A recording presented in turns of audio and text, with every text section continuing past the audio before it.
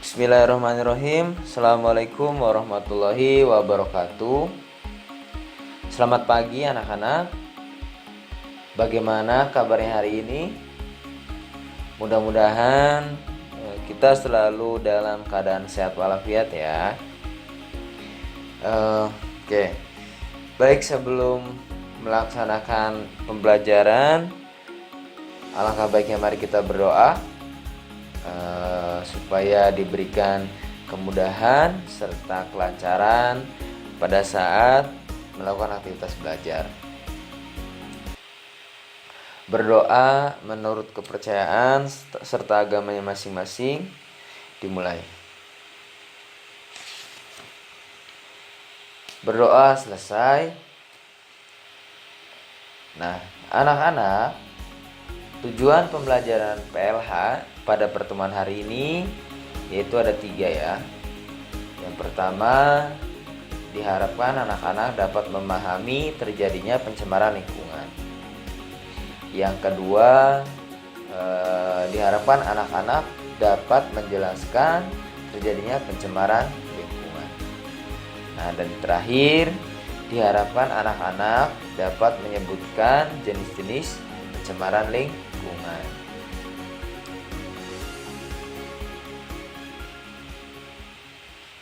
Nah, pencemaran lingkungan.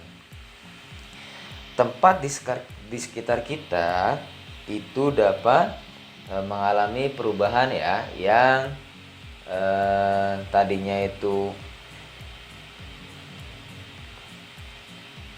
tempat di sekitar kita dapat berubah menjadi buruk dan dirasakan tidak lagi nyaman ya untuk ditempati apabila lingkungan tersebut itu telah tercemar ataupun lingkungannya kotor. Definisi pencemaran lingkungan adalah bercampurnya unsur-unsur lain yang dapat mengganggu dan merusak keseimbangan lingkungan hidup. Nah, unsur lain tersebut itu dapat berupa zat cair, zat padat, ataupun gas. Bahan-bahan yang dapat menyebabkan pencemaran lingkungan itu disebut bahan pencemar ya, atau polutan. Nah, jadi pencemaran lingkungan ini itu dapat disimpulkan bahwasanya lingkungan yang tadinya itu bersih, kemudian asri, alami. Nah, ketika misalkan masuknya bahan-bahan pencemar ya, yang berupa zat cair, padat ataupun gas tersebut, ataupun yang dinamakan polutan. Nah, sehingga mengakibatkan lingkungan tersebut itu menjadi kotor, kemudian tidak nyaman untuk kita tempati. Nah, itu yang namanya pencemaran lingkungan. Nah, pencemaran lingkungan itu terbagi menjadi 3 jenis. Ya, yang pertama pencemaran air, yang kedua pencemaran tanah, dan yang ketiga pencemaran udara ya. Mari kita bahas satu-satu. Pencemaran air. Yang dimaksud dengan pencemaran air ini ya, masuknya bahan pencemar itu dapat menyebabkan perubahan pada kondisi air tersebut ya. Nah, perubahannya dapat kita lihat misalnya yang pertama, warna air yang tadinya bersih ataupun jernih ketika misalkan sudah tercemar, nah maka warna air tersebut akan menjadi keruh ya. Nah, kemudian yang kedua itu air akan menjadi berbau. Nah, dan kotor. Bahan pencemar yang dapat mencemari aliran sungai antara lain, yang pertama ada sampah yang dibuang ke sungai. Yang kedua, limbah industri ataupun pabrik. Yang ketiga, limbah rumah tangga. Yang keempat, bangkai binatang yang hanyut. Dan yang terakhir, air sisa pupuk kimia atau pemberantasan hama tanaman dalam kurung pestisida dari sawah yang larut dalam air. Nah, dari kelima bahan-bahan tersebut, ini dapat menyebabkan pencemaran air ya. Nah, kemudian yang kedua, pencemaran tanah.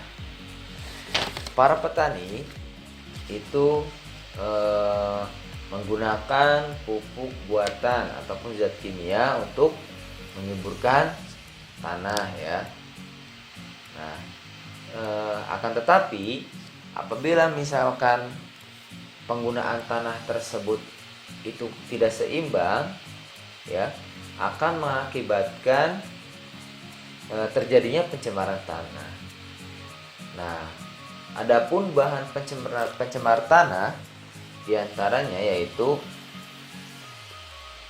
penggunaan pupuk kimia dan pestisida yang berlebihan. Nah, ini.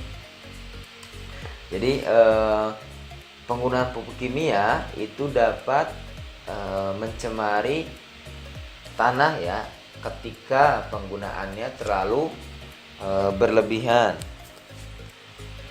Nah, yang kedua itu sampah yang berserakan di permukaan tanah. Sampah yang berserakan di permukaan tanah itu dapat mencemari tanah tersebut ya. Nah, apalagi sampah tersebut yang tidak dapat terurai oleh mikroorganisme ya, yang ada di dalam tanah. Misalnya sampah plastik, styrofoam, dan yang lain sebagainya.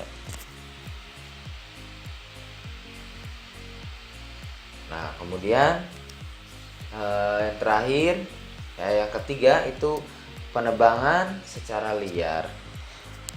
Nah, pada penebangan secara liar ini hutan akan gundul ya.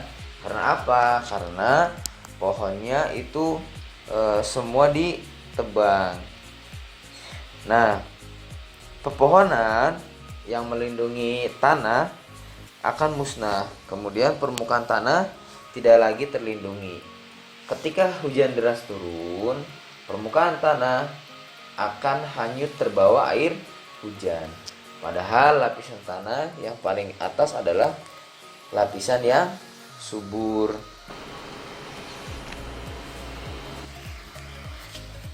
Nah, yang ketiga itu pencemaran udara. Kandungan udara terdiri dari berbagai macam gas. Ada gas yang diperlukan, ada juga gas yang tidak diperlukan oleh manusia untuk bernafas. Udara yang tercemar oleh berbagai macam gas dapat membahayakan kesehatan makhluk hidup. Gas-gas yang mencemari udara biasanya berasal diantaranya yang pertama gas yang berasal dari pabrik. Kemudian yang kedua gas buangan kendaraan bermotor. Yang ketiga asap pembakaran sampah. Dan yang terakhir debu yang mengotori udara.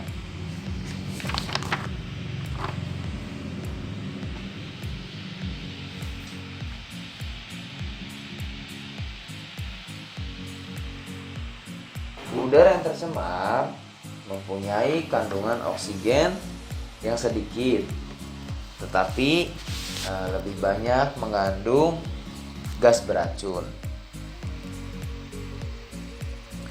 Manusia yang sering menghirup udara yang tercemar dapat menderita gangguan pada saluran pernafasan, kemudian dada terasa sesak pada saat bernafas, paru-paru dan darah akan teracuni oleh bahan pencemar.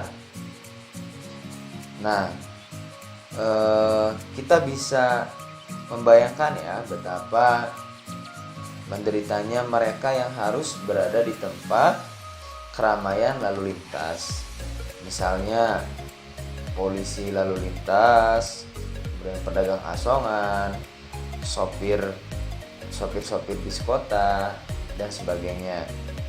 Mereka harus berkorban demi tugas mereka dan menghirup udara yang kotor ataupun tercemar seperti tadi ya.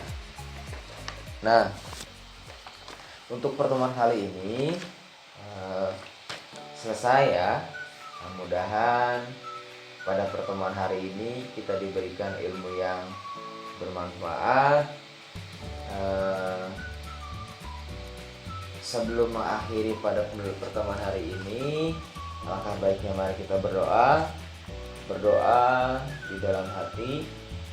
Dimulai.